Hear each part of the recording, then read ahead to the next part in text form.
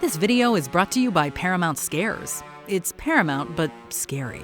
Well, I'm getting ready to watch a video. Really? What? Oh, just some scary movie. You like scary movies? Uh-huh.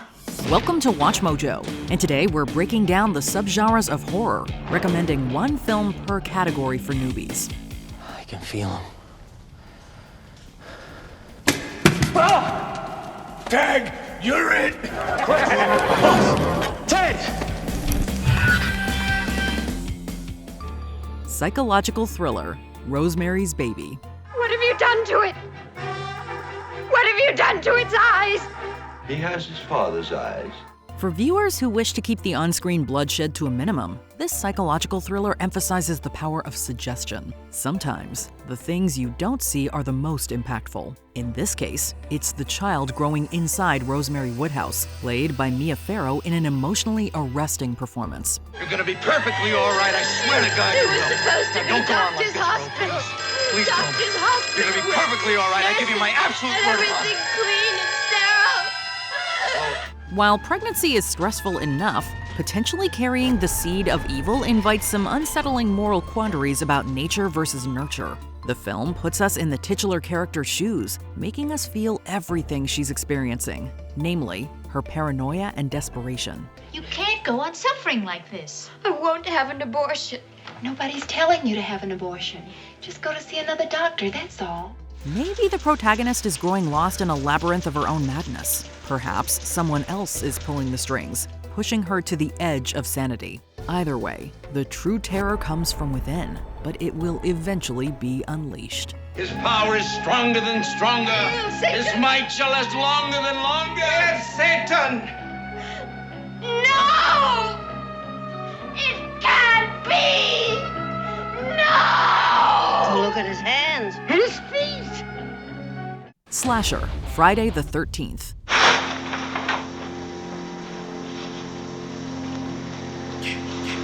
Must be my imagination. Modern slasher movies have become more and more tongue-in-cheek, assuming viewers are already familiar with all the classic tropes. If you're just getting into this subgenre, though, it's best to start with something that helped shape the slasher's identity. Friday the 13th might not have been the first slasher movie, but it encompasses all of the elements we associate with this subgenre. A mysterious killer, a summer camp that never should have reopened, and a group of teens, one played by a young Kevin Bacon. Hurry back, okay? It's getting cold in here. While the film can be seen as fun escapism, there's a groundedness to the basic premise of a maniac hunting victims down with sharp objects. The franchise may have gotten more fantastical with each passing entry.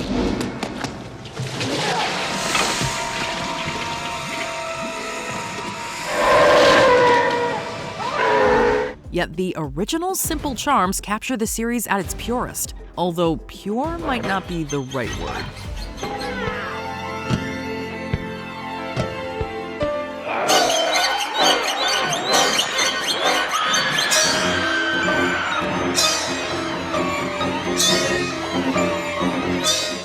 Body horror, Invasion of the Body Snatchers. Miles, you and I are scientific men. You can understand the wonder of what's happened.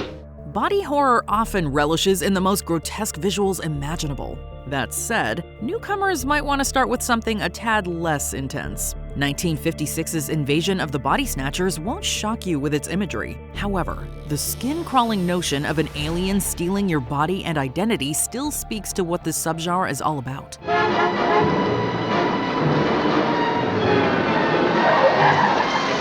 Are you crazy, you big idiot? You fools, you're in danger! The main threat here goes beyond somebody losing their life. They risk losing control of who they are and what they do, which is arguably a fate worse than death. It's a reminder that body horror has always been a source of clever commentary. In 1956, this film's themes could be applied to communism and conformity. They were right. I should never have left you. Stop acting like a fool, Miles, and accept us. No. Never. Through a contemporary lens, both ends of the political spectrum can feel like they're living in a society of pod people, and you're the only one who hasn't been taken over. They're here already! You're next! You're next! Supernatural: The Ring. You start to play it, and it's like somebody's nightmare. Then suddenly, this woman comes on, smiling at you, right?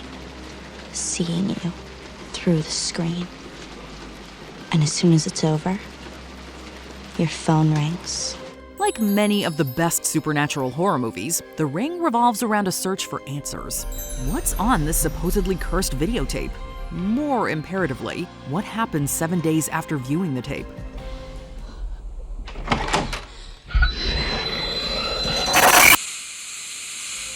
The latter question adds a ticking clock to the equation, with Rachel Keller given 1 week to unravel the mystery. The Ring takes its time building tension and atmosphere, easing newcomers into the supernatural horror genre. The slow burn makes the payoff all the more pulse-pounding, however. This is a modern Pandora's box story that'll have you thinking twice before popping on another scary flick.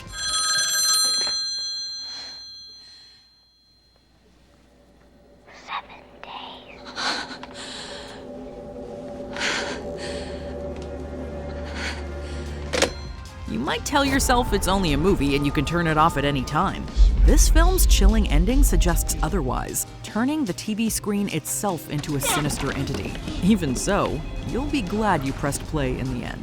He wants me to go away. Sci-fi thriller, 10 Cloverfield Lane. See? What happened to them? They weren't as lucky as you.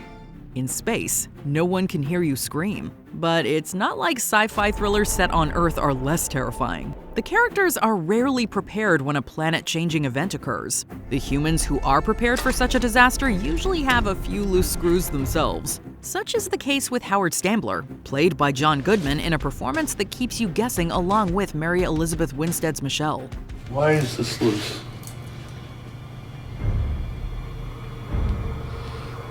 Get up. Why? Get off the mattress.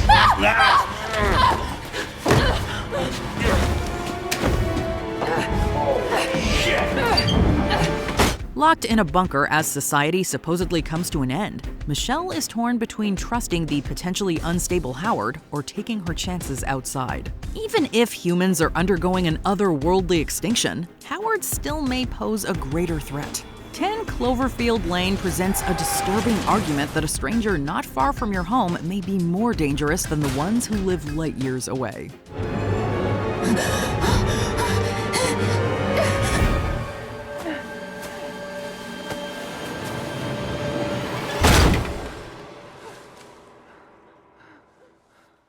Horror comedy, The Monster Squad. It's been so long.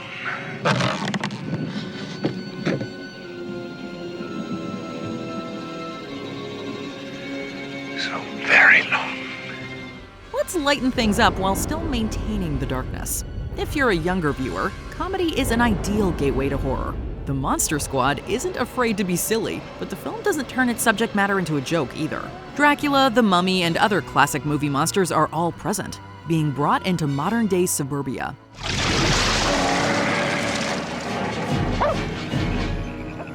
The premise offers plenty of comedic possibilities. While the cast of 80s kids do bring levity, the monsters themselves play it straight. This contributes to the horror and the comedy. The Wolfman is a legitimate threat, making it all the more hilarious when he's thwarted with a kick to the nards. It's an example of why the best comedies are the ones where the characters don't know they're in a comedy. As far as everyone here is concerned, they're just in a scary movie. See you later, Band-Aid breath. Creature feature, Crawl.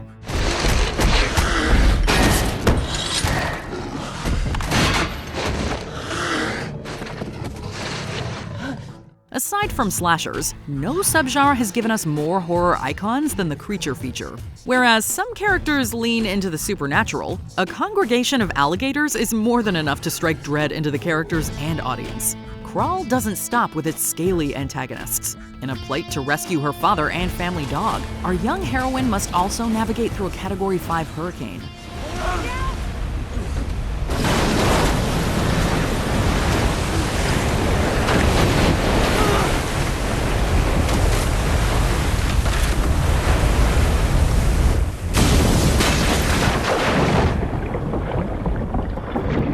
While the stakes are high, the setting is claustrophobic, with much of the action confined to a flooding crawl space. Of course, the characters are more likely to be eaten before drowning. Although the performances are strong, the gators are the stars here, and these bone-crushing reptiles have rarely appeared more intimidating on film.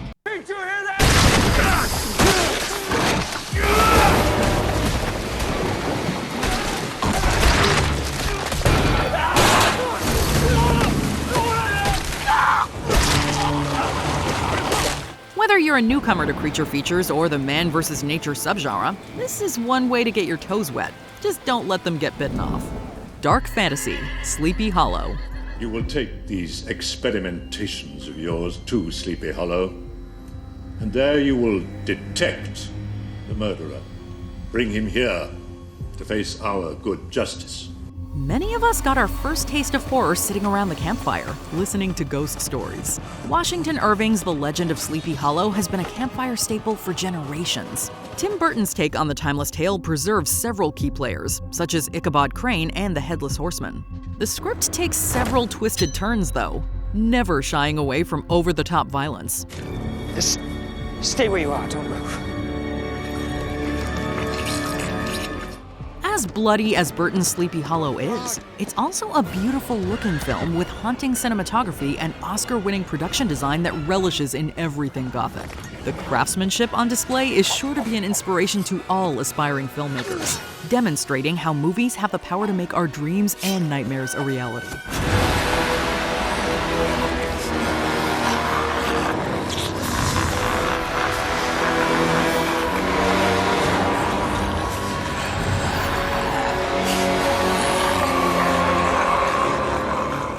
If this is your first dark fantasy movie, we'd recommend diving in head first.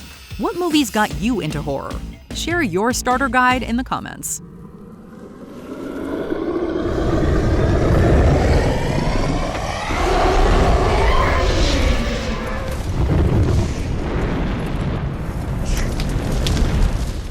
This video is brought to you by Paramount Scares. It's Paramount, but scary.